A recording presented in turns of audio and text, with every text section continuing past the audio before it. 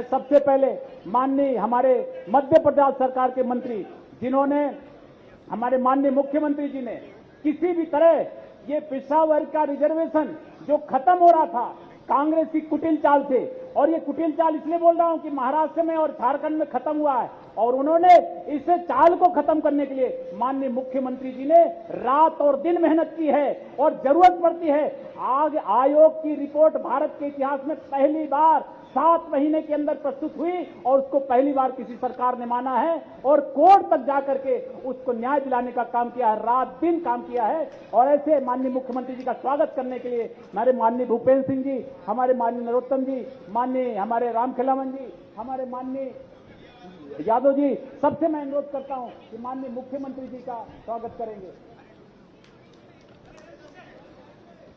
बड़ी माला से स्वागत करना है। अरे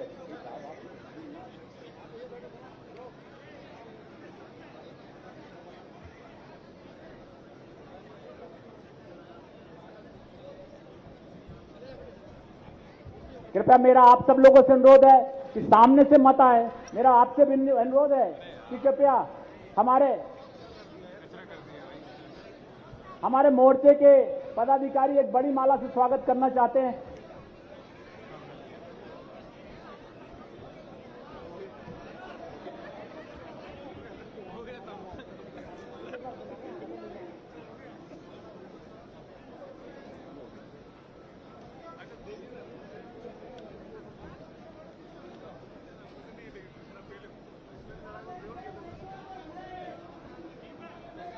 हमारा पूरा पिछड़ा वर्ग माननीय मुख्यमंत्री जी का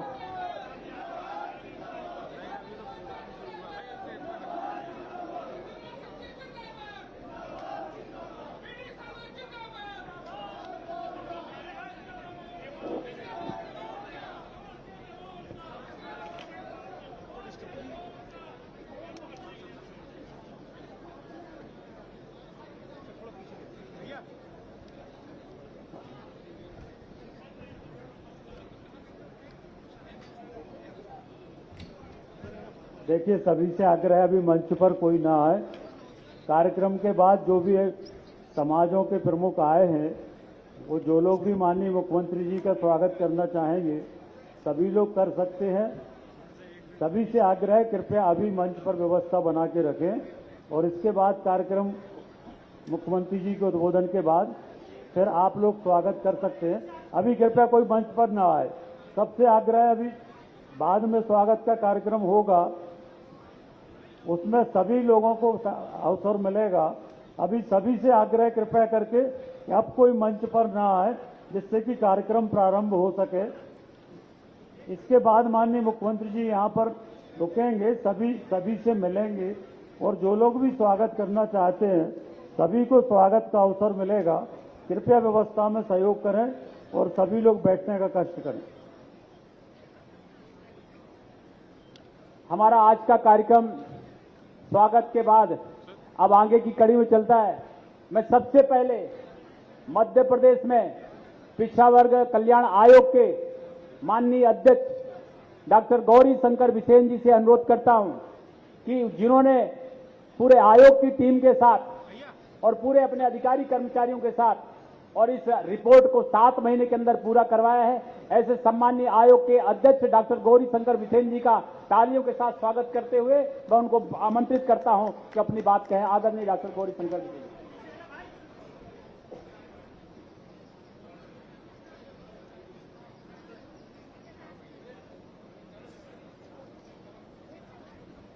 जो कहा तो किया, ऐसे हमारे जननायक हमारे यशस्वी मुख्यमंत्री मान्यवर शिवराज सिंह चौहान का पिछड़ा वर्ग समाज की ओर से हार्दिक अभिनंदन है, बहुत बहुत स्वागत है, उनको बहुत बहुत बधाई। आज के गरिमामय कार्यक्रम में मंच पे विराजमान मध्य प्रदेश भारतीय जनता पार्टी के हमारे ऊर्जावान अध्यक्ष, हम सबके मार्गदर्शक सम्मानीय सांसद बीडी शर्मा जी, हमारे नगरीय कल्याण विभाग के मंत्री और पिछड़े वर्ग को जिनका सदैव संरक्षण रहता है, सम्मानीय भूपेंद्र सिंह जी, हमारे गृह मंत्री सम्मानीय नरोत्तम मिश्र जी, सम्मानीय मोहन यादव जी, सम्मानीय रामखिलावन पटेल जी, सम्मानीय सुरेश धाकड़ जी, सम्मानीय ब्रजेश सिंह यादव जी, सम्मानीय हमारे कुशवाहा जी सहित सभी मंत्रिपरिषद के साथीगण और सम्मानीय हमारे सांसदगण, सम्मानीय हमारे विधायकगण, सम्मानीय हमारे आयोग निगम मंडल के अध्यक्षगण, पदाधिकारीगण, भारतीय जनता पार्टी का पूरा हमारा संगठन, मोर्चे के यहाँ अध्यक्ष बैठे, युवा मोर्चे के अध्यक्ष जी हैं, महिला मोर्चे के अध्यक्ष बहन है, किसान मोर्चे के अन्य सभी मोर्चा प्रकोष्ठ के पदाधिकारीगण, पार्टी के पदाधिकारीगण सहित हमारी बहन माननीय साधना सिंह जी जो किरार समाज की राष्ट्रीय अध्यक्ष हैं और अनेक राष्ट्रीय अध्यक्ष यहाँ पर उपस्थित हैं, प्रांतीय अध्यक्ष उपस्थित हैं, उनकी पूरी टीम उपस्थित है। मैं पिछड़ा वर्ग आयोग के अध्यक्ष होने के नाते कम बल्कि पिछड़ा वर्ग का होने के नाते आप सबका अभिनंदन करना चाहता हूं, आप सबका स्वागत करना चाहता हूं। भाइयों बहनों, मध्य प्रदेश में मैं बड़े जवाबदारी के साथ कह सकता हूं, पिछड़े वर्गों के कल्याण के लिए, उनके उन्नति के लिए और उनको अधिकार दिलाने के लिए जो दृढ़ संकल्प माननीय मुख्यमंत्री जी के अंतर्मन में और हमारी पार्टी के एक एक रोम रोम में समाया हुआ है, मैं समझता हूं इसकी तुलना किसी तरह से की नहीं जा सकती। हम सबका गौरव है कि माननीय नरेंद्र मोदी जी का हम सबको नेतृत्व है। आज केंद्र में हमारी सरकार है, केंद्र की सरकार ने पिछड़ा वर्ग आयोग बनाया और उसको संवैधानिक दर्जा दिया है और संवैधानिक दर्जा देकर राज्य सरकारों से परामर्श कर उन जातियों को जो पिछड़े वर्ग में नहीं है उनको सम्मिलित करने का और जो केंद्र की सूची में उनको राज्य की सूची में सम्मिलित करने का भी अधिकार दिया है। यह काम और कोई नहीं कर सकता। लोगों को लगता है कि हम पिछड़े वर्ग के हित की बात करेंगे तो लोग कहीं हमसे दूर तो नहीं हो जाएंगे, हमसे नाराज तो नहीं जाएंगे। मैं एक बात कहना चाहता हूं, इस राष्ट्र में पिछड़े वर्गों के संबंध में कई बातें हुई हैं। भारत के संविधान में उसका सहारा लेकर पिछड़े वर्ग के कल्याण को रोकने का भी प्रयास हुआ है। मंडल कमीशन की रिपोर्टों को लागू नहीं होने दिया गया। महाजन आयोग की रिपोर्ट तो इस तकलीफ में बनी है कि तत्कालीन सरकार ने किसी तरह का सपोर्ट नहीं किया। जब महाजन आयोग की रिपोर्ट का हमने अध्ययन किया तो पाया कि उन्होंने लिखा है कि सरकार ने इस आयोग को काम करने में किसी तरह का सपोर्ट नहीं किया है। और मैं अभिनंदन करना चाहता हूं हमारे यशस्वी मुख्यमंत्री जी का, जिन्होंने 2 सितंबर 2021 को न केवल आयोग बनाया बल्कि 3 दिन के अंदर आयोग की बैठक लेकर के पूरे अधिकारियों को चीफ सेक्रेटरी से लेकर के प्रमुख सचिव जिले के कलेक्टरों को निर्देश किया कि आयोग जहां जहां जाता है आप सामने आकर के उस आयोग को सहयोग करें। मुझे लगता है कि सरकार की दृढ़ इच्छा शक्ति नहीं होती और माननीय मुख्यमंत्री जी का हमारे ऊपर इस तरह का आशीर्वाद नहीं हुआ होता तो मैं नहीं समझता कि 6 महीने की अल्प समय अवधि में इस आयोग ने इतनी विस्तृत रिपोर्ट प्रस्तुत किया होता। और इसलिए मैं कहना चाहता हूं, यह आयोग पूर्ण रूप से मध्य प्रदेश की सरकार के दृढ़ इच्छा शक्ति का परिणति है। और मैं कह सकता हूं कि माननीय मुख्यमंत्री जी ने कदम कदम पर इस बात को चिंता किया। जब न्यायालय में मामला गया और ऐसा लग रहा था कि अब क्या होगा, उस समय में माननीय मुख्यमंत्री स्वतः दिल्ली गए और वहां पे अधिवक्ता साहिबानों से परामर्श करके, विधि विशेषज्ञों से परामर्श करके और हमारे आयोग के तरफ से भी वहां अधिवक्ता खड़ा करके मुझे लगता है राज्य की जनता को और पिछड़े वर्ग को न्याय दिलाने का काम किया है। इसलिए ऐसे न्याय की कुर्सी पर विद्यमान हमारे मुख्यमंत्री जी का आज पिछड़े वर्ग की ओर से अभिनंदन है। लेकिन माननीय मुख्यमंत्री जी ने भी सदैव चाहा कि एक तरफा अभिनंदन नहीं होता। जब वो यहाँ प्रवेश हुए तो उन्होंने पिछड़े वर्ग के सारे लोगों का अभिनंदन किया है, उसके बाद में मंच पे आए। ऐसा दोनों तरह का एक तरफ से जो मिला पहली बार देखने को मिला है। और इसलिए मैं बहुत ज्यादा न कहते कि हम सब माननीय मुख्यमंत्री जी का मार्गदर्शन प्राप्त करेंगे। मैं इतना कहना चाहता हूं कि आज तो 50% आरक्षण की सीलिंग के साथ माननीय उच्चतम न्यायालय ने हमें अधिकार प्रदान किया है, राज्य सरकारों को अधिकार प्रदान किया राज्य सरकार ने, और राज्य निर्वाचन आयोग ने चुनाव की प्रक्रिया भी सुप्रीम कोर्ट के जजमेंट के आधार पर प्रारंभ कर दिया है। लेकिन बाकी जो और हैं, रोजगार में और शिक्षा में हमारे पिछड़े वर्ग के अधिकारों के लिए ये आयोग काम करेगा और पुनः ऐसी रिपोर्ट हम सबमिट करेंगे। और भारत सरकार के सामने राज्य सरकार के माध्यम से मैं चाहूंगा कि ऐसी पहल हो कि पिछड़े वर्ग के आरक्षण के लिए संविधान में संशोधन हो और हमारे पिछड़े वर्ग को सदैव सभी क्षेत्रों में आरक्षण मिले और हमारा पिछड़ा वर्ग आगे बढ़े। यही हम अपेक्षा करते हैं। हम पुनः अपने यशस्वी मुख्यमंत्री जी का, मध्य प्रदेश की सरकार का और मध्य प्रदेश के सहित देश के कोने कोने से आए हमारे सभी सामाजिक बंधुओं का अभिनंदन करना चाहूंगा। आप सबका स्वागत है। बहुत बहुत धन्यवाद। वंदे मातरम। भारत माता की जय।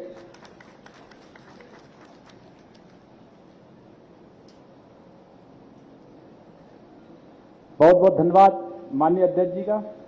मैं अब भारतीय जनता पार्टी की सरकार में हमारे पिछड़े वर्ग के कल्याण के लिए बना हुआ विभाग और ये पिछड़ा वर्ग कल्याण विभाग भी मैं आप सब लोगों को बताना चाहता हूं कि माननीय मुख्यमंत्री जी ने ही पिछले कार्यकाल में 2012-13 में मध्य प्रदेश में पिछड़े वर्ग के कल्याण के लिए अलग से विभाग बनाया। यह भी अगर क्रेडिट किसी को जाती है तो मध्य प्रदेश में माननीय शिवराज सिंह चौहान जाती है। ऐसे पिछड़े वर्ग कल्याण के मंत्री माननीय राम खिलावन जी से अनुरोध है कि वो आकर के अपनी बात यहां पर रखेंगे। माननीय राम खिलावन पटेल जी।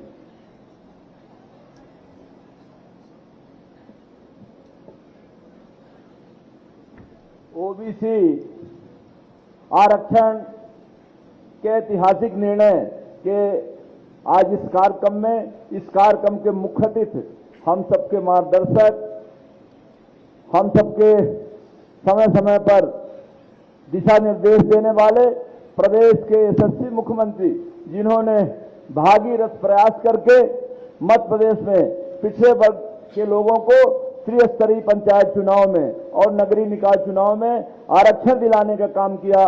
मैं पिछड़े वर्ग की ओर से मंत्री होने के नाते और आप सबकी ओर से माननीय मुख्यमंत्री जी का हार्दिक स्वागत करता हूं, वंदन करता हूं, अभिनंदन करता हूं। और प्रदेश के यशस्वी अध्यक्ष जी, जिन्होंने जब 10 मई को निर्णय आया कि बगैर ओबीसी आरक्षण के साथ चुनाव होंगे, तो उन्होंने कहा कि मध्य प्रदेश में जरूरत पड़ी तो 27% और जरूरत पड़ी तो 27% से ज्यादा भी पिछड़े वर्ग को आरक्षण देके पंचायत में और नगरीय निकाय में चुनाव कराए जाएंगे। ऐसे प्रदेश के यशस्वी अध्यक्ष, हमारे कुशल संगठन माननीय बीडी शर्मा का भी मैं स्वागत करता हूं, वंदन करता हूं, अभिनंदन करता हूं। हमारे प्रदेश के यशस्वी गृह मंत्री, जो समय समय पर हम सबका मार्गदर्शन करते रहते हैं। हमारे प्रदेश के यशस्वी नगरीय प्रशासन मंत्री, जो समय समय पर हम सबका मार्गदर्शन करते रहते हैं। आदरणीय कैबिनेट मंत्री मोहन यादव जी, हमारे पिछड़े वर्ग कल्याण आयोग के यशस्वी अध्यक्ष गौरी शंकर बिसेन जी, पिछड़ा वर्ग कल्याण आयोग के सदस्य आदरणीय प्रदीप पटेल जी, बहन कृष्णा गौर जी, आदरणीय मंत्री भारत सिंह जी, आदरणीय सुरेश धाकड़ जी, आदरणीय ब्रजेंद्र सिंह जी, प्रदेश के महामंत्री आदरणीय रणवीर जाटव जी, बहन कविता पाटीदार जी, कृषि मोर्चे के अध्यक्ष आदरणीय दर्शन सिंह चौधरी जी, महिला मोर्चा की अध्यक्ष बहन माया नरौलिया जी, हमारे सामने बैठे सभी माननीय सांसदगण, सभी माननीय विधायकगण, सभी हमारे जनप्रतिनिधिगण, प्रदेश से आए हमारे सभी राष्ट्रीय अध्यक्ष, प्रदेश अध्यक्ष और पूरे प्रदेश से आए सभी पिछड़ा वर्ग के बुद्धिजीवीगण, पदाधिकारीगण, सभी जिले के अध्यक्ष, मोर्चे के अध्यक्ष, सभी उपस्थित साथियों का, प्रिंट मीडिया, इलेक्ट्रॉनिक मीडिया का मैं पिछड़े वर्ग विभाग के मंत्री होने के नाते आप सबका हार्दिक स्वागत करता हूं, वंदन करता हूं, अभिनंदन करता हूं। और आज जो ऐतिहासिक निर्णय पिछड़े वर्ग का त्रिस्तरीय पंचायत चुनाव में हुआ है, माननीय यशस्वी प्रधानमंत्री जी का, माननीय मुख्यमंत्री जी का, माननीय प्रदेशाध्यक्ष जी का, माननीय सभी उपस्थित मंत्रियों का और उपस्थित सभी माननीय सांसद जी का, सभी विधायकों का, सभी राष्ट्रीय अध्यक्ष, प्रदेश अध्यक्ष, जिले के अध्यक्ष, जिले के मोर्चे के अध्यक्ष और उपस्थित सभी साथियों का पुनः वंदन, अभिनंदन, स्वागत करते हुए अपनी बात समाप्त करता हूं। वंदे मातरम, जय श्री राम।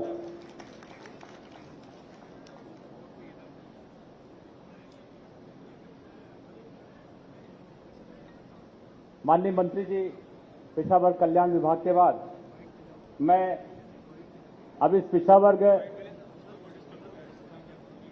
के कल्याण के लिए जब आयोग बना था उसके पहले से लेकर के और अभी तक लगातार हम सब लोगों को सपोर्ट करते रहे, अपने मंत्रालय की भी तरफ से और अपने विभागीय अधिकारियों की तरफ से भी, और तमाम समाज के लोगों की कई बार यहाँ पे कई दौर पे यहाँ पे बैठकें भी हुई।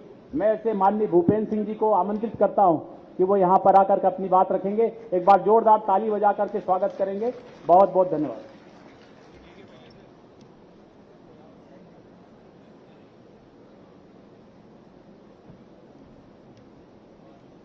आज हमारे प्रदेश के ओबीसी समाज की ओर से, पिछड़ा वर्ग समाज की ओर से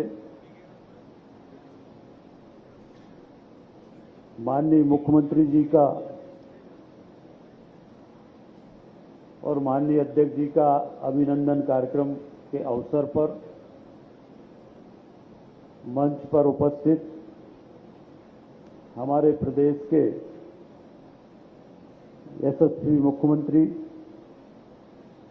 माननीय शिवराज सिंह जी, मेरा एक बार आप सबसे आग्रह है कि एक बार मुख्यमंत्री जी का बहुत जोरदार तालियों के साथ अभिनंदन करें, स्वागत करें।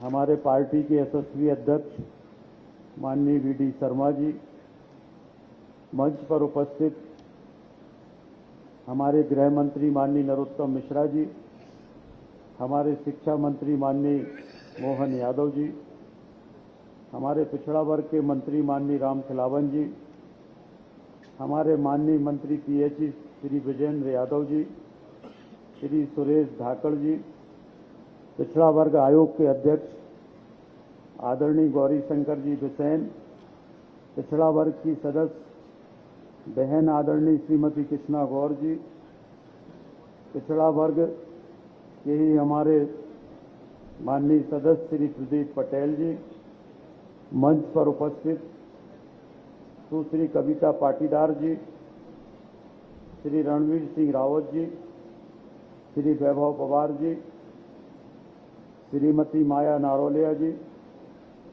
श्री दर्शन सिंह जी, आज के इस कार्यक्रम में हम सबके मध्य उपस्थित किरार समाज की राष्ट्रीय अध्यक्ष और हमारी आदरणीय भाभी श्रीमती साधना सिंह जी। और देखो तालियों में ऐसे नहीं, जरा तालियां बजें तो फिर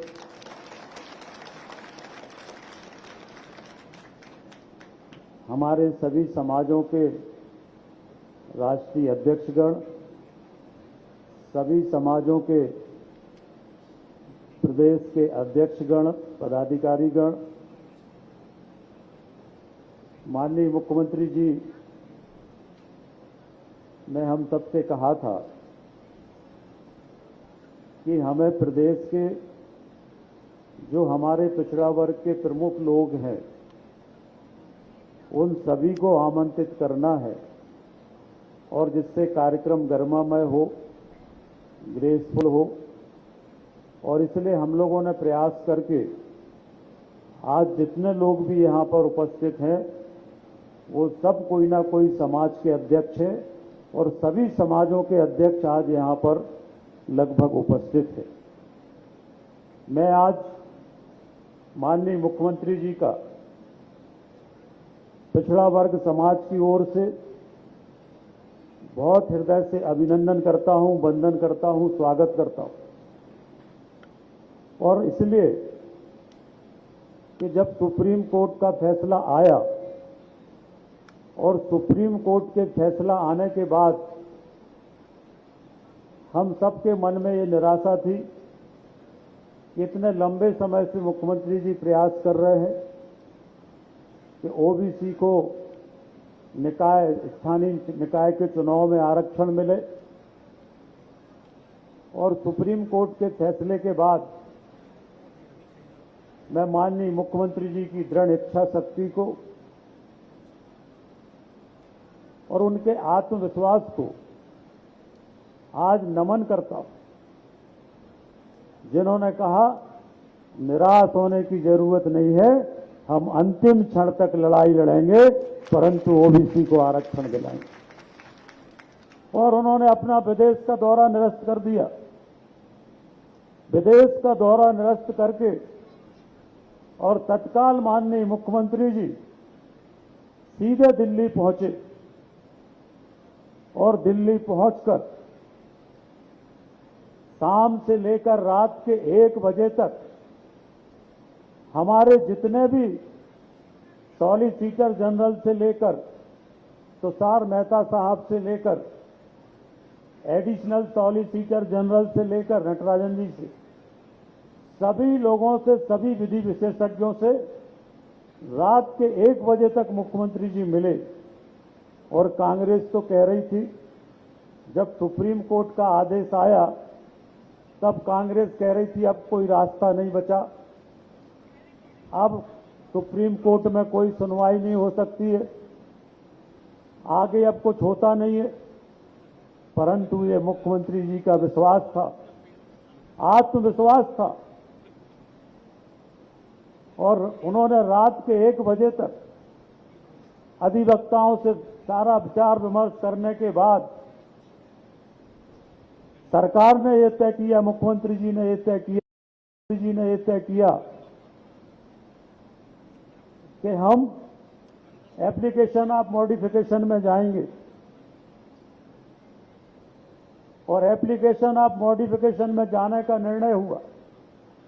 सामान्यतः 99% केस में एप्लीकेशन ऑफ मॉडिफिकेशन स्वीकार नहीं होती, परंतु माननीय मुख्यमंत्री जी ने जो तथ्य और तर्क रखे थे, उस आधार पर हमारी एप्लीकेशन ऑफ मॉडिफिकेशन स्वीकार की गई, सर्वोच्च न्यायालय में स्वीकार हुई।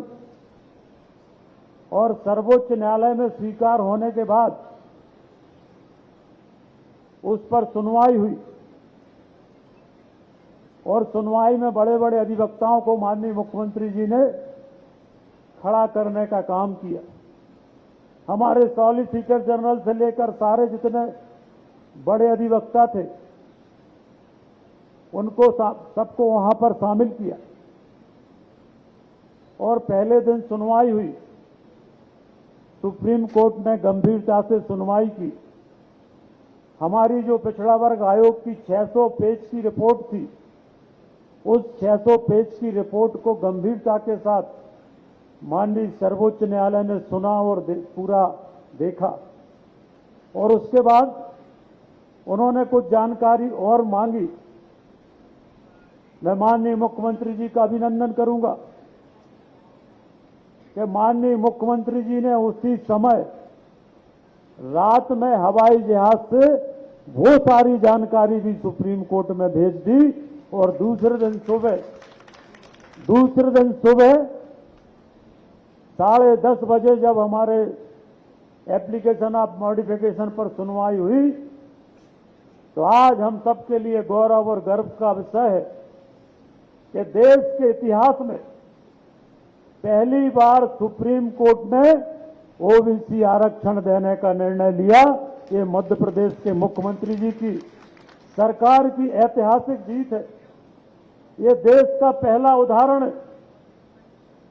महाराष्ट्र में भी जहां कांग्रेस की सरकार है, वहां पर बिना ओबीसी के आरक्षण के चुनाव हो रहे हैं, परंतु ये मुख्यमंत्री जी की संकल्प शक्ति थी।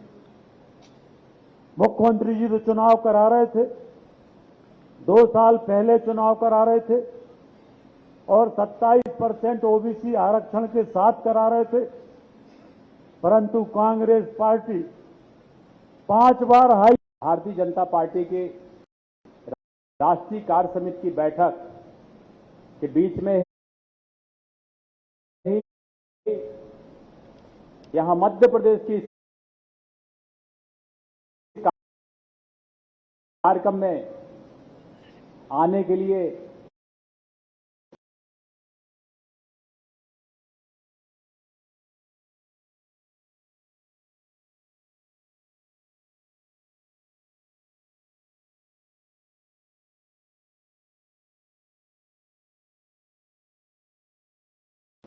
मध्य प्रदेश के यशस्वी हमारे प्रदेश अध्यक्ष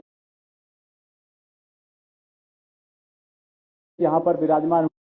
निर्णय कराने में जो महत्वपूर्ण भूमिका मध्य प्रदेश की सरकार ने हमारे माननीय मुख्यमंत्री जी ने निभाई है, वो केवल एक राज्य नहीं। मुझे कल राष्ट्रीय कार्य समिति में महाराष्ट्र के लोग मिले थे, वो कह रहे थे कि साहब हमने तो धो डाला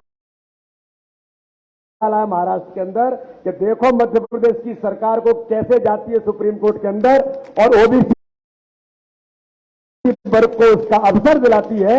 इस बात पर पूरे देश के राज्यों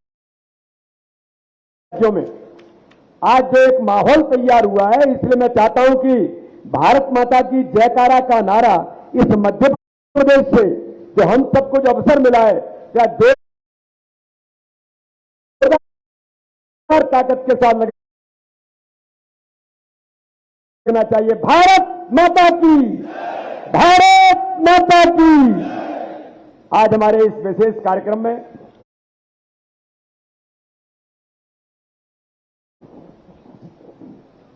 मध्य प्रदेश के हमारे सभी ओबीसी वर्ग समाज वर्ग के द्वारा आयोजित इस कार्यक्रम में हमारे बीच उपस्थित मध्य प्रदेश के लोकप्रिय जन जन के नेता और हम सबके लाडले नेता, जिनके बारे में हम लोग कहते हैं कि मध्य प्रदेश के केवल ओबीसी वर्ग की चिंता नहीं, ओबीसी वर्ग की चिंता तो करना ही है, लेकिन इस मध्य प्रदेश के अंदर ऐसा कोई समाज नहीं है जिस समाज की चिंता मध्य प्रदेश के मुख्यमंत्री हमारे आदरणीय शिवराज सिंह चौहान ने नहीं की हो। और हर समाज के उस वर्ग के लिए जो संवेदनशील व्यक्तित्व के तौर पर आज माननीय मुख्यमंत्री जी ने जो भूमिका मध्य प्रदेश के अंदर वो लगातार इस देश के अंदर सबसे ज्यादा समय से रहने वाले मुख्यमंत्री की भूमिका में आज हमारे बीच में उपस्थित हैं। मैं चाहता हूं जोरदार तालियों से हमारे मुख्यमंत्री जी का हम अभिनंदन करें। ऐसे आदरणीय शिवराज सिंह चौहान जी, मध्य प्रदेश सरकार के हमारे गृह मंत्री, जिन्होंने इस अभियान में और ओबीसी वर्ग के इस समाज को अवसर कैसे मिले, इसमें उन्होंने भी महत्वपूर्ण भूमिका निभाई। और दिन रात एक करके विधि मंत्री होने के नाते से उन्होंने भी अपनी जो भूमिका निभाई है, उसके लिए आदरणीय नरोत्तम जी का भी जोरदार तालियों से अभिनंदन करें।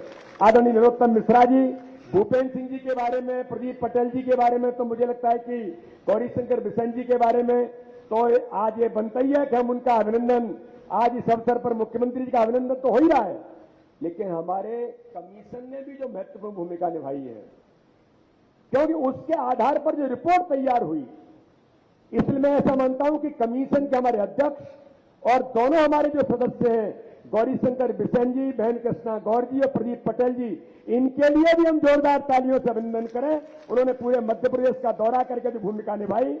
आदरणीय भूपेन्द्र सिंह जी, हमारे नगर निकाय के मंत्री, जो इस पूरे अभियान की अगुवाई कर रहे थे। आदरणीय रामखिलावन पटेल जी, भारत सिंह कुशवाहा जी, हमारे शिक्षा मंत्री आदरणीय मोहन यादव जी, आदरणीय ब्रजेंद्र सिंह यादव जी हमारे मंत्री, आदरणीय सुरेश राजखेड़ा जी, यहां पर उपस्थित भारतीय जनता पार्टी के मेरे टीम के दोनों महामंत्री और दोनों ताकतवर नेता हैं, दोनों मेरे साथ महामंत्री हैं, दोनों ओबीसी वर्ग के, बहन कविता पाटीदार जी और रणवीर रावत जी, दोनों यहां पर उपस्थित हैं। यहां पर उपस्थित हमारे मेरे साथ 7 मोर्चे हैं।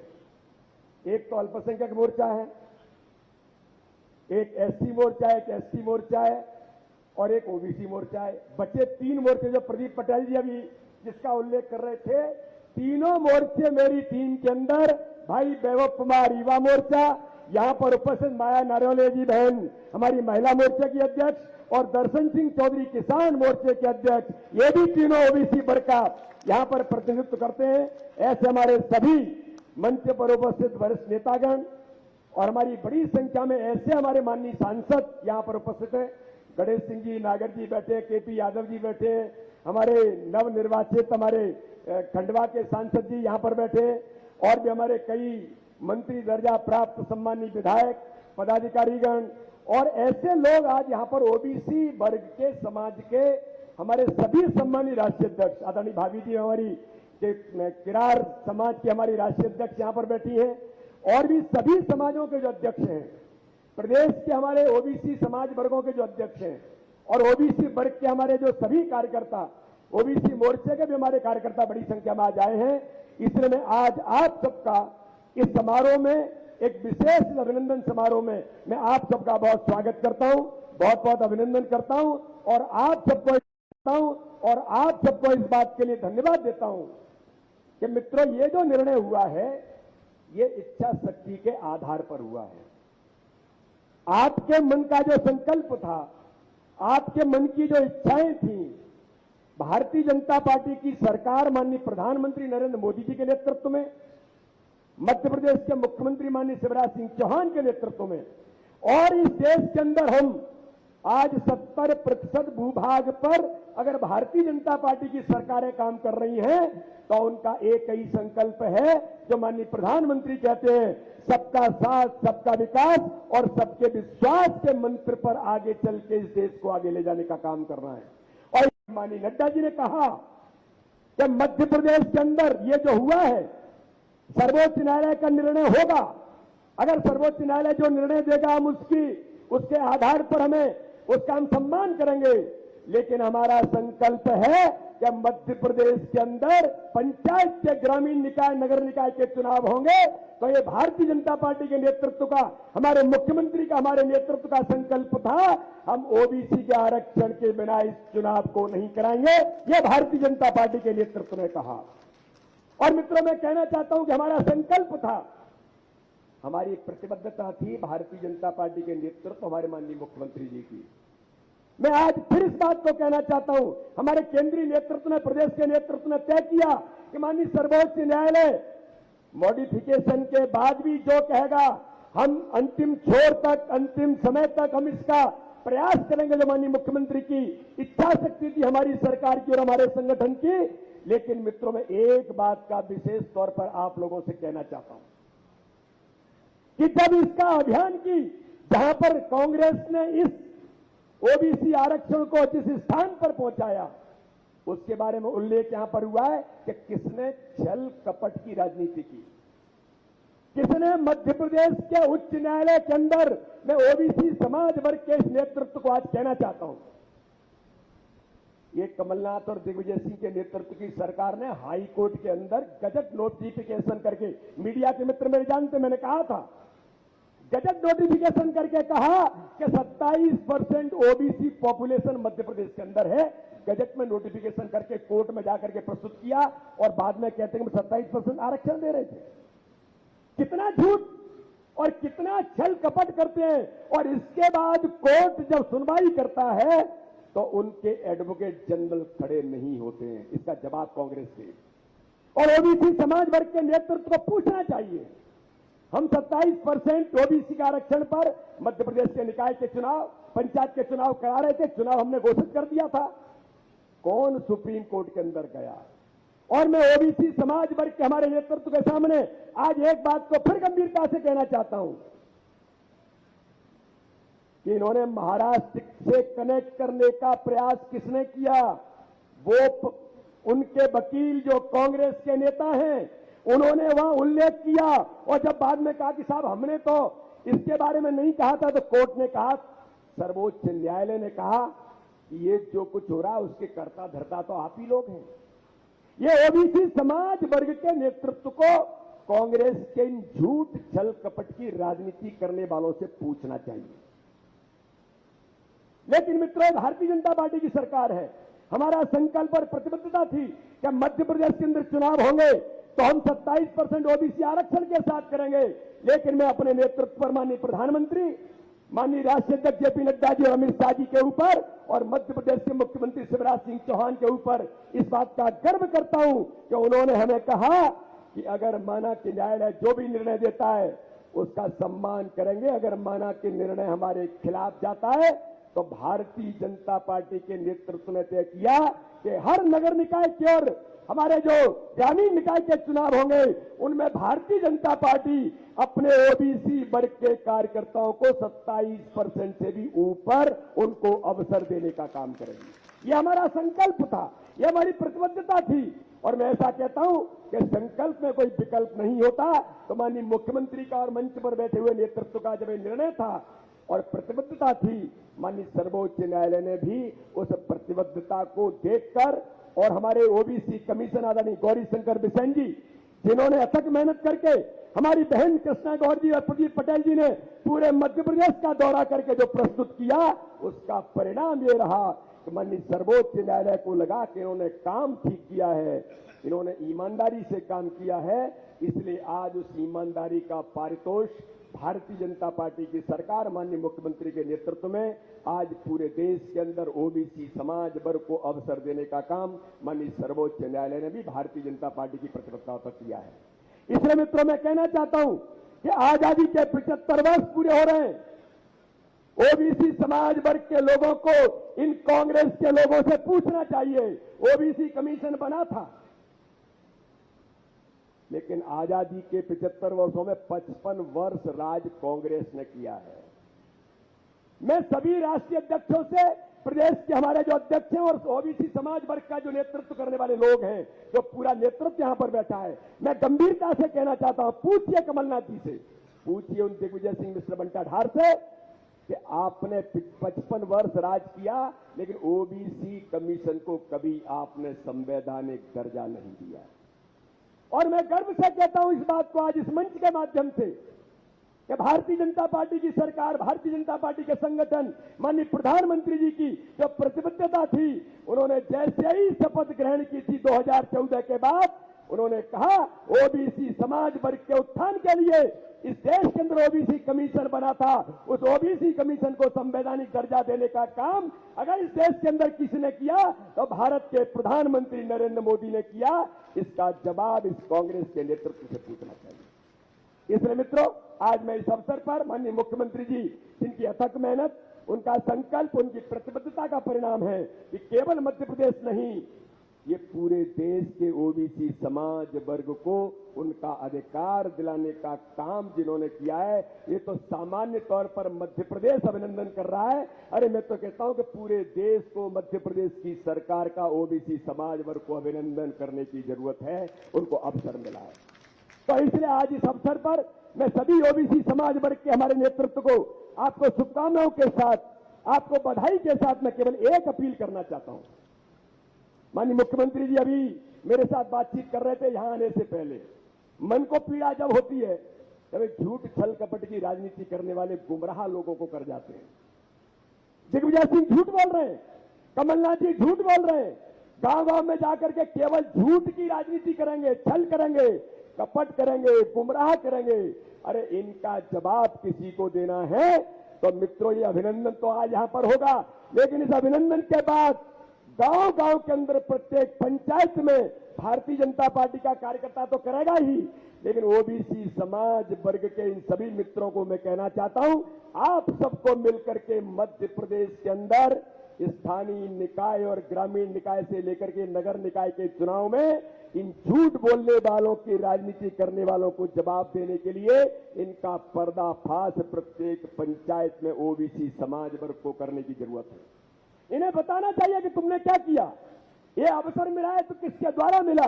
तो झूठ छल कपट की राजनीति करने वालों को भी जवाब देने का काम हमारे ओबीसी समाज वर्ग के सभी संगठनों को, सभी नेतृत्व को और सभी कार्यकर्ताओं को इस दिशा में आज काम करने की जरूरत है, जिसकी आज महती आवश्यकता है। इतना ही आह्वान करके मैं माननीय मुख्यमंत्री जी को और पूरे मंच पर बैठी हुई टीम का पुनः एक बार अभिनंदन और स्वागत करता हूं। और भारतीय जनता पार्टी के कार्यकर्ताओं की जो प्रतिबद्धता थी आज वो पूरी हो रही है। इसलिए भारतीय जनता पार्टी के सभी कार्यकर्ताओं को, बूथ बूथ तक के लोगों को मैं उनका बहुत अभिनंदन करता हूं, बहुत बहुत स्वागत करता हूं।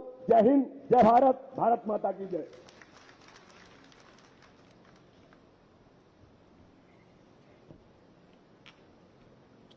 बहुत बहुत धन्यवाद माननीय अध्यक्ष जी। मैं माननीय मुख्यमंत्री जी को यहां बुलाने से पहले 1 मिनट में बात कहूंगा। बड़ी पीड़ा है कि पूरे प्रदेश के अंदर कई वर्षों से कांग्रेस ने पिछड़े वर्ग के लिए कुछ नहीं किया। और जब मैं सुप्रीम कोर्ट में था और जब वहां मैंने देखा इतने सारे अच्छे अच्छे वकीलों को माननीय मुख्यमंत्री जी ने वहां खड़ा किया था कि एक एक विषय का अध्ययन करके वो सब लोग अपनी बातें कर रहे थे, मगर विरोध में खड़े होने के लिए कांग्रेस से जुड़े हुए वकीलों को खड़ा किया जा रहा था। इससे बड़ा दुर्भाग्य कुछ नहीं हो सकता। और उसका ये परिणाम है कि महाराष्ट्र और उड़ीसा जैसे स्टेट में बिना रिजर्वेशन के चुनाव हो रहा है, मगर मध्य प्रदेश में चुनाव हो रहा। मैं जब दौड़ा करते थे हमारे आयोग के लोग, तो माननीय मुख्यमंत्री जी के स्पष्ट निर्देश थे, लगभग 50,000 से ज्यादा कर्मचारी एक एक पंचायत की एक एक पोलिंग की जानकारी निकाल रहे थे। इतनी बारीक जानकारी।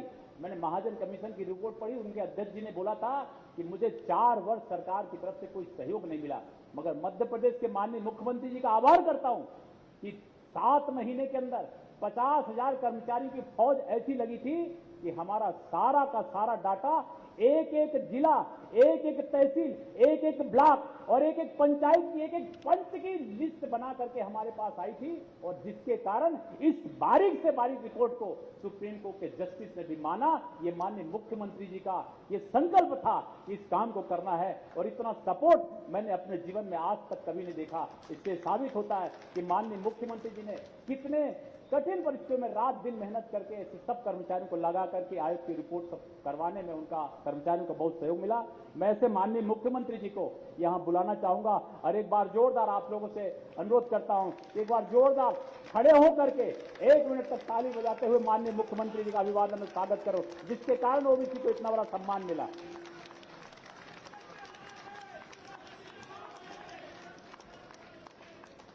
बोलिए भारत माता की। अब यहीं से ठीक है, सब यहां से बोले तो मैं भी यहां से बोलूं। ठीक है सर, ठीक अरे ठीक है, वहीं से कर लो यार। सर, ठीक है सर, ठीक है। कृपया करके बैठिएगा। बोलिए भारत माता की। आज इस अभिनव कार्यक्रम में हमारे बीच उपस्थित भारतीय जनता पार्टी के यशस्वी प्रदेश के अध्यक्ष, जिस कार्यक्रम के लिए विशेष रूप से आज करके आए हैं, आदरणीय बीडी शर्मा जी, आज ओबीसी वर्ग के विभिन्न समाजों के पधारे हुए आदरणीय राष्ट्रीय अध्यक्षगण, आदरणीय प्रदेश अध्यक्षगण, मैं उनका यहां हृदय से स्वागत करता हूं। मध्य प्रदेश सरकार के गृह मंत्री और विधि मंत्री, जिन्होंने अपने मंत्रालय की तरफ से दिनों रात एक करके ओबीसी आरक्षण के लिए काम किया, आदरणीय नरोत्तम मिश्रा जी, हमारे नगरीय विकास मंत्री जो ओबीसी की आरक्षण के लड़ाई के अगुवा थे और हर कदम पे लगातार दिनों रात सक्रिय रह के जिन्होंने इस उद्देश्य की पूर्ति के लिए किया, आदरणीय भूपेंद्र सिंह जी, हमारे उच्च शिक्षा मंत्री डॉक्टर मोहन यादव जी, हमारे हार्टिकल्चर मंत्री भाई भारत सिंह कुशवाहा जी, हमारे पिछड़ा वर्ग कल्याण के मंत्री आदरणीय रामखिलावन पटेल जी, हमारे पीएचई मंत्री भाई विजेंद्र सिंह यादव जी, हमारे पीडब्ल्यूडी के राज्य मंत्री भाई सुरेश धाकर जी, इस आयोग के अध्यक्ष, मैं आयोग का विशेष रूप से उल्लेख करना चाहूंगा। हमने आयोग बनाया और आयोग बनते ही बैठक करके मैंने कहा दिनों रात एक कर दो, दौरा करो, तथ्य जुटाओ, आंकड़े जुटाओ, बिना उसके हम आरक्षण बचा नहीं पाएंगे। लेकिन उन्होंने दिनों रात काम किया। आदरणीय डॉक्टर गौरी शंकर बिसेन जी, भाई प्रदीप जी, मैं एक बात आज जरूर कहूंगा, प्रदीप पटेल इतनी गहराई में जाकर काम करते हैं और मैं तो अध्ययन देख के हैरत में था। और इसका उदाहरण मैं ये देता हूं कि जब सुप्रीम कोर्ट ने और तथ्य मांगे तो ये थे मऊगंज में मैंने फोन किया कि मऊगंज से रीवा पहुंचो, मैंने विमान रीवा भिजवाया और शाम होने से पहले विमान में बिठा के उड़ा दिया प्रदीप पटेल को दिल्ली। मैंने कहा सुप्रीम कोर्ट में माननीय सर्वोच्च न्यायालय में जाके तथ्य रखो। भाई प्रदीप जी, बहन कृष्णा जी, बहन कविता पाटीदार जी, भाई रणवीर सिंह रावत जी, वैभव पवार जी, माया जी, दर्शन जी, हमारे वरिष्ठ नेतागण, आदरणीय सांसद श्री गणेश पटेल जी, रोडमल नागर जी, केपी यादव जी, ज्ञानेश्वर पाटिल जी, एक बार फिर सभी समाजों के, क्योंकि कोई नाम लूं कोई नाम नहीं लूं ये उचित नहीं होगा, लेकिन पूरे सम्मान के साथ आज यहां पे आप आमंत्रित हैं, आप पधारे हैं, तो सभी समाजों के अध्यक्षगण, पदाधिकारीगण और उपस्थित मेरे बहनों और भाइयों, एक को छोड़ के, क्योंकि किरार समाज की राष्ट्रीय अध्यक्ष भी यहाँ पे है और वो मेरी धर्मपत्नी है, आप सबका मैं यहाँ हृदय से स्वागत करता हूँ। मैं सचमुच में आज आपको भावनात्मक रूप से बता रहा हूँ। अगर कोई पूछे कि 16 साल के मुख्यमंत्रित्व काल में कौन सा सबसे बड़ा काम जिसने दिल को बहुत सुकून दिया हो, वो काम कौन सा है, तो मैं कहूंगा हम ओबीसी के आरक्षण के साथ चुनाव करवा पाए। सचमुच में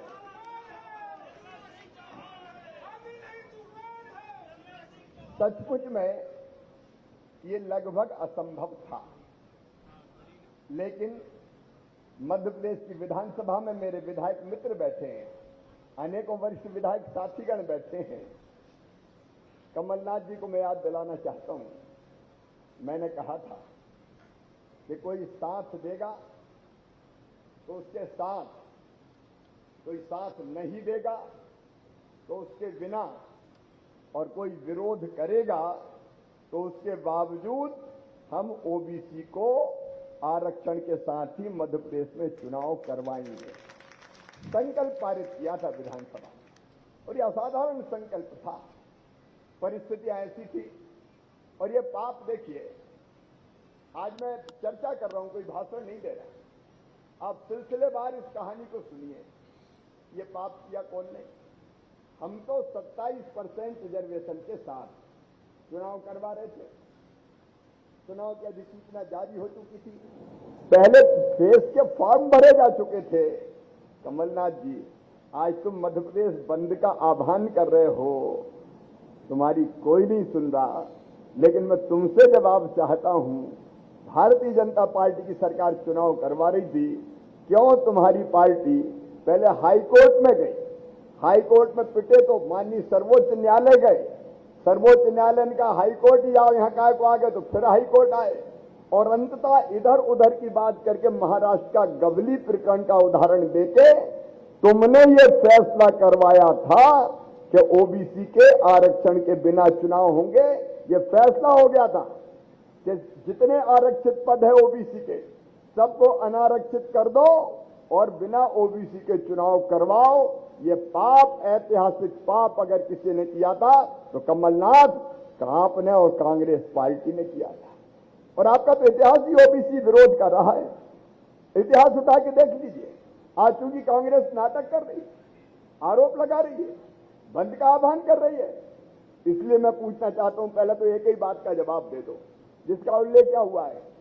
कमलनाथ जी, सोनिया गांधी जी, राहुल गांधी जी, प्रियंका गांधी जी और जितने जी हैं उनके, एक बात का जवाब मुझे दे दो।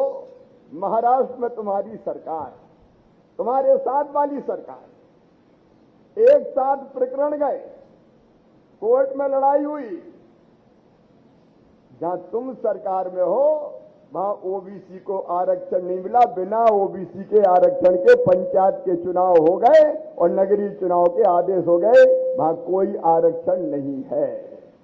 और एक मध्य प्रदेश है जहां अंतिम सांस तक हमने लड़ाई लड़ी और मध्य प्रदेश में ओबीसी के आरक्षण के साथ चुनाव संपन्न हो रहे हैं।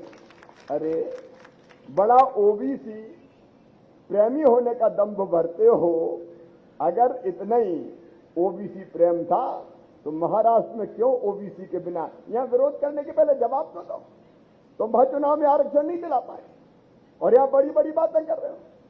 मित्रों, कांग्रेस का विरोध, कांग्रेस की नीति ही ओबीसी विरोध की रही है।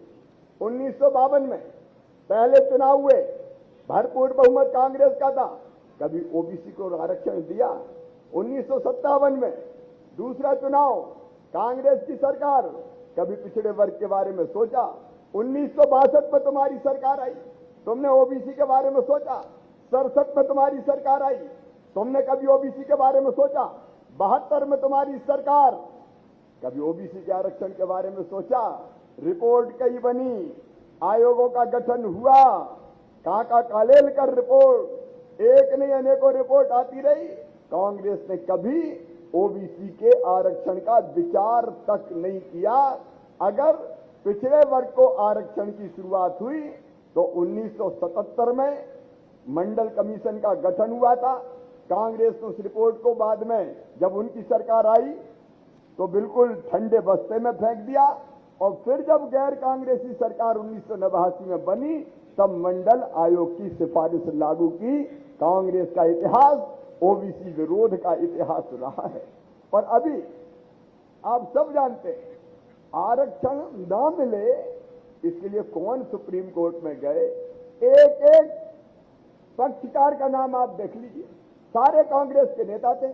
खड़े होने वाले वकील से लगा के और याचिका दायर करने वाले कौन थे? सब कांग्रेस के कार्यकर्ता थे, जो खड़े रह के दिन रात इस बात की कोशिश कर रहे थे कि आरक्षण मिल ना जाए। और जब एक फैसला आ गया तो कितने गदगद थे, अरे हो ही नहीं सकता, इतने प्रसन्न थे, गाली दे रहे थे हमें, लेकिन मन ही मन प्रसन्न हो रहे थे कि बिना आरक्षण के चुनाव हो रहे हैं। ये आरक्षण का जो विवाद था, उसका प्रारंभ तुमने अभी प्रारंभ करवाया। और देखिए, केवल वोट बैंक की राजनीति की कांग्रेस से आज मैं फिर स्पष्ट करना चाहता हूं। इन्होंने सरकार बनने के बाद ऐलान कर दिया वोट के लिए 27% आरक्षण। 8 तारीख को, 8 मार्च को 2020 में यह फैसला इन्होंने किया, 2019 में, और तत्काल 10 मार्च को कोर्ट में चले गए। कोर्ट में गए तो आरक्षण मिले। इस पक्ष में वकील तक इनके जो एडवोकेट जनरल थे, कमलनाथ जी, जवाब देना पड़ेगा, एडवोकेट जनरल ही खड़े नहीं हुए। 18 तारीख को स्टे हो गया और उस स्टे के बाद कमलनाथ, ये भी जवाब आपको देना पड़ेगा, आरक्षण पर स्टे के बाद 27% आरक्षण पर तुम सुप्रीम कोर्ट तक नहीं गए, तुमने याचिका तक दायर नहीं की। मन ही मन प्रसन्न थे कि हमने कह भी दिया और दिया भी नहीं, कोर्ट ने रोक दिया। क्यों नहीं गए सुप्रीम कोर्ट? हमने तो अंतिम सांस तक लड़ाई लड़ी, तुम्हारे वकील सुप्रीम कोर्ट में खड़े नहीं हुए, तुमने दोबारा कभी कोशिश नहीं की, केविएट दायर नहीं की, इनने केविएट दायर नहीं की। कई बार जब ऐसा मामला आता है कि कोर्ट में मामला जा सकता है तो सरकारें केविएट दायर करती है, इनने केविएट दायर नहीं की। उल्टे में आज चूंकि ये बात कर रहे हैं बंद की, इसलिए कहना चाहता हूं, उल्टे इन्होंने जब हाई कोर्ट में 27 से घटा के 14% आरक्षण मिले, ये इसकन दिया शैक्षणिक संस्थानों में, तो इनका वकील वह पूछता है कि शैक्षणिक संस्थानों में तो हो गया, क्या पीएससी में भी ये आरक्षण 14% कर दें? ये कांग्रेस का वकील कहता है। किसको मूर्ख बना रहे हो, मैं पूछना चाहता हूं। केवल मूर्ख बनाने के अलावा दूसरा काम नहीं किया।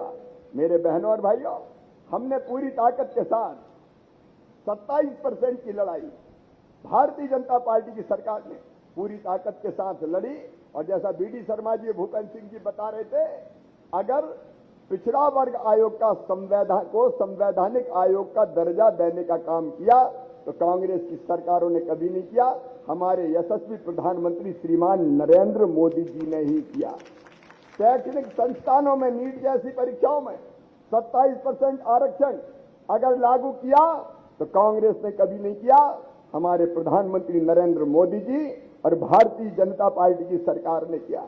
और अभी भी भारतीय जनता पार्टी की सरकार हर कदम पर हर स्तर पर इस लड़ाई को लड़ने का काम कर रही है। मित्रों, कांग्रेस ने दिखावा किया और काम होने नहीं दिया, और अब भी लगातार उनकी कोशिश यही थी, लगातार, कि कैसे भी ये हो नहीं जाए।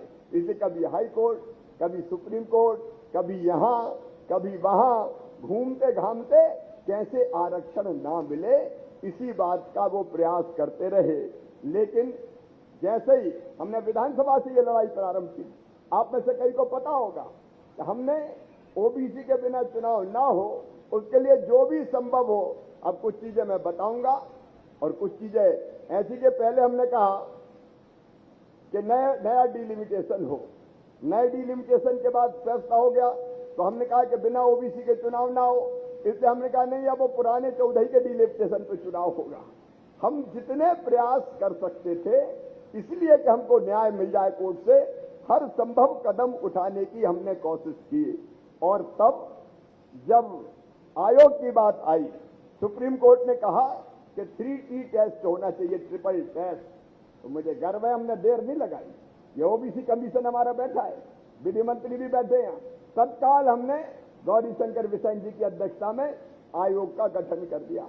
और आयोग ने दिन और रात मेहनत की, गांव गांव घूमे, और अकेला आयोग नहीं, पूरी सरकार आयोग के साथ लगा दी थी। मैंने प्रदीप बता रहे, पूरी सरकार, सारे कलेक्टर्स लगा दिए थे, सबको कहा था तथ्यात्मक आंकड़े दो, ऊपर से लेकर नीचे तक कर्मचारी, अधिकारी आंकड़े जुटाने का काम कर रहे थे दिन और रात।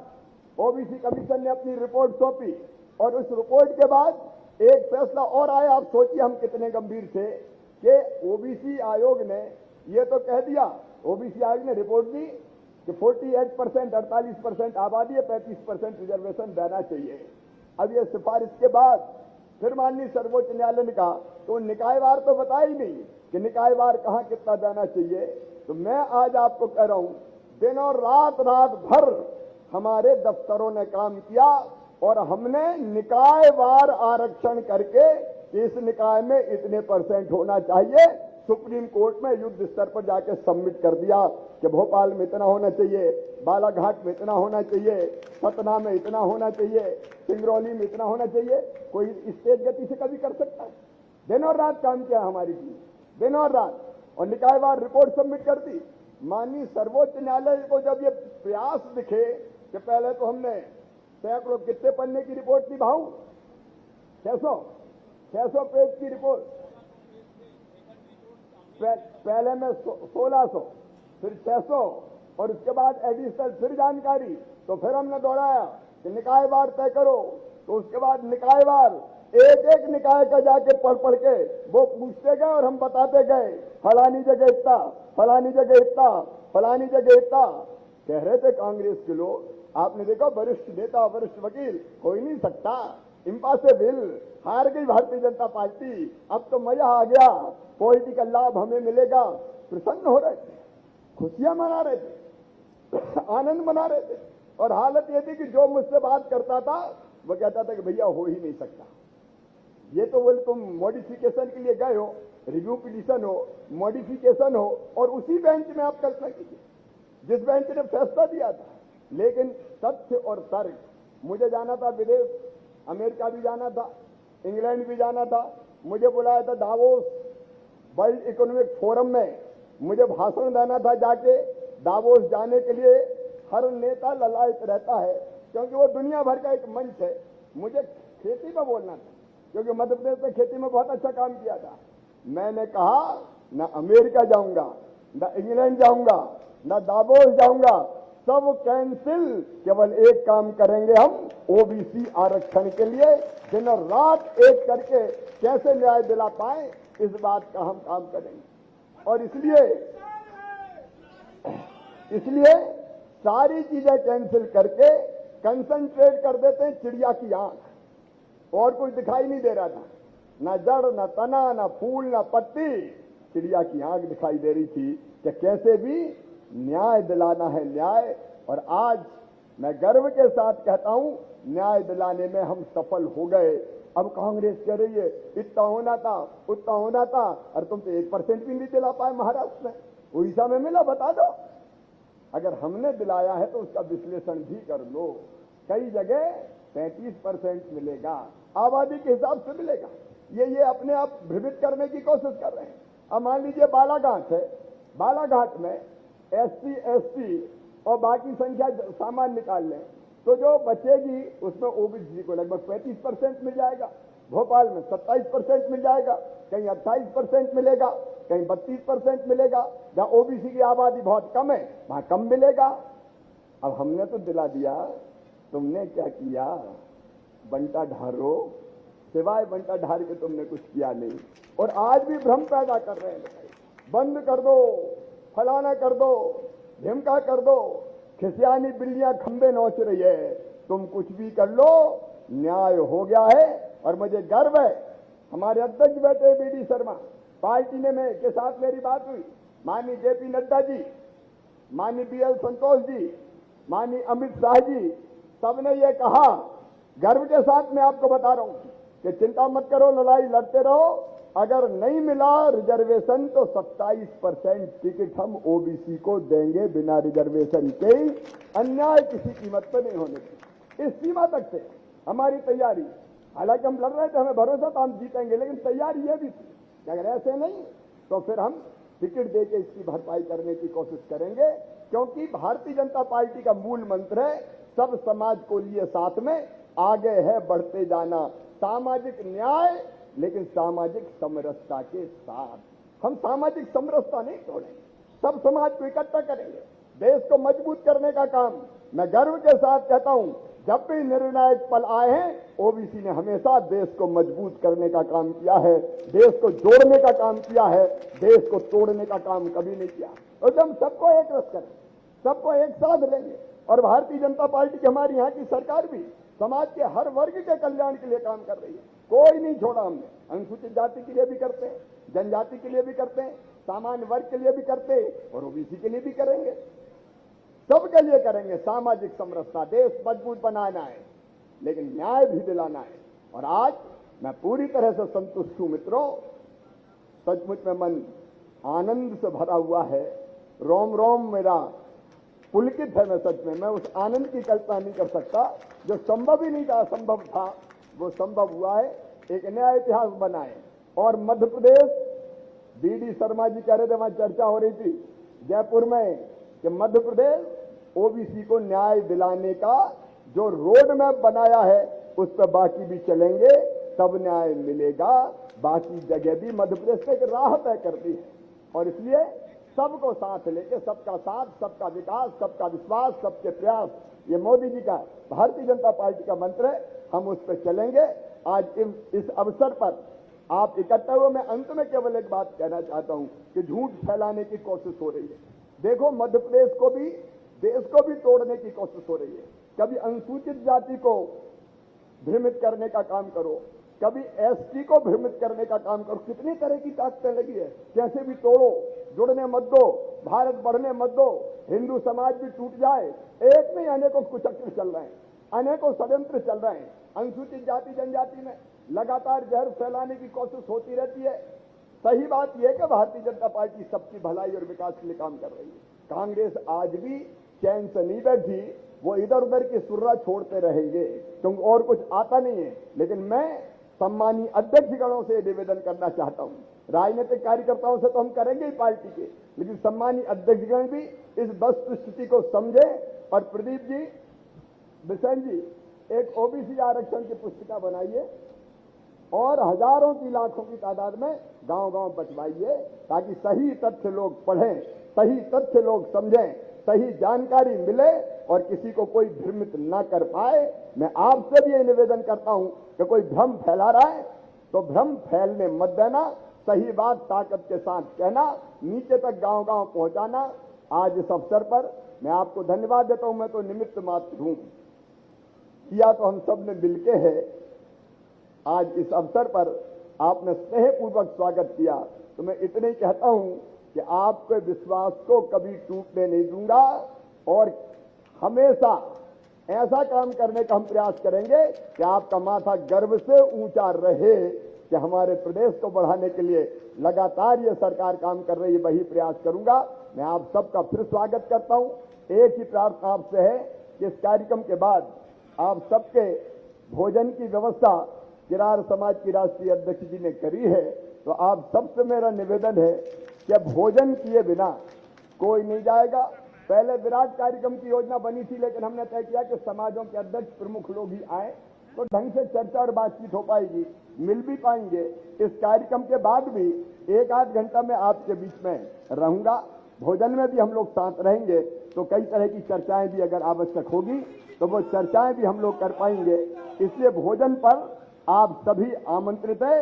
एक बार मेरे साथ फिर बोलिए, भारत माता की, भारत माता की। बहुत बहुत धन्यवाद, प्रणाम, नमस्कार।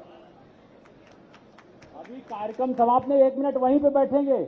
मैं मुनमुन राय जी से अनुरोध करता हूं कि वो न्याय की मूर्ति जो आज इतना बड़ा न्याय मिला है उसको लेकर के माननीय मुख्यमंत्री जी को भेंट करेंगे, मुनमुन राय जी। और जो आएंगे उस तरफ से आएंगे, इधर से निकलेंगे।